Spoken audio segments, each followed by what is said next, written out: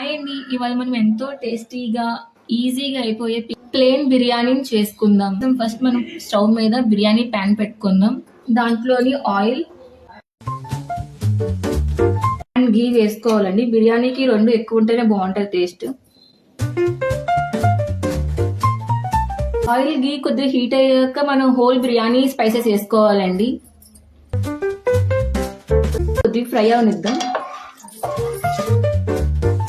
Biryani spices కొద్దిగా fry అయ్యాక దీంట్లో మనం కొత్తిమీర కొద్దిగా వేసుకున్నామండి. కొత్తిమీర కొద్దిగా ఫ్రై అయ్యాక మనం ఆల్రెడీ కట్ చేసి పెట్టుకున్న ఆనియన్స్ అండ్ గ్రీన్ చిల్లీ వేసుకోవాలండి. ఇలా ఆనియన్స్ కొద్దిగా ఫ్రై అయ్యాక మనం మసాలా పేస్ట్ వేసుకోవాలి. 7 స్పూన్స్ వేసుకుందాం. ఈ మసాలా పచ్చి వాసన పోయేంత వరకు కూడా మనం బాగా వేగనివ్వాలి. ఇప్పుడు దీంట్లో మనం 1 కప్ కర్డ్ వేసుకోవాలండి. ఇలా పెరుగు వేసుకున్నాక మనం సాల్ట్ వేసుకుందామండి 2 స్పూన్స్. దీన్ని బాగా కలుపుకోవాలి.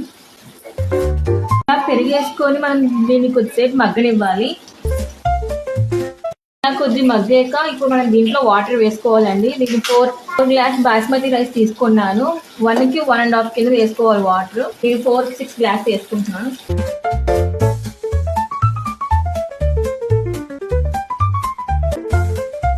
ఇలా వాటర్ బాయిల్ అవడం స్టార్ట్ అయినాక మనం సాల్ట్ వేసుకోవాలండి.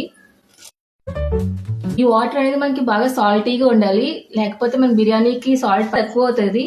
మనం ఇక్కడ సాల్ట్ అడ్జస్ట్ చేసుకోవాలి. ఇప్పుడు మనం ఆల్రెడీ వాష్ చేసి పెట్టుకున్న బిర్యానీ రైస్ వేసుకుందామండి.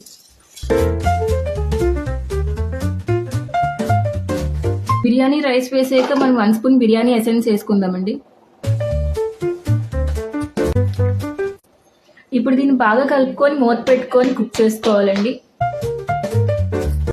ఇలా లిడ్ క్లోజ్ చేసుకున్నాక మనం బిర్యానీని ఒక 15 మినిట్స్ హై ఫ్లేమ్ లో కుక్ చేసుకోవాలండి. ఇలా బిర్యానీ 70% కుక్ అయ్యాక మనం ఘీ వేసుకోవాలండి పైన. ఒక 3 స్పూన్స్ వేసుకుందాం.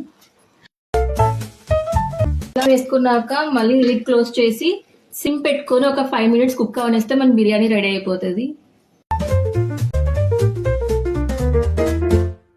అంతేనండి, మన బిర్యానీ రెడీ అయిపోయింది. ఇంక మనం స్టవ్ ఆఫ్ చేసేయచ్చు. సో సింపుల్ గా ఈజీగా రెడీ అయిపోయింది. మీరు కూడా తప్పకుండా ట్రై చేయండి.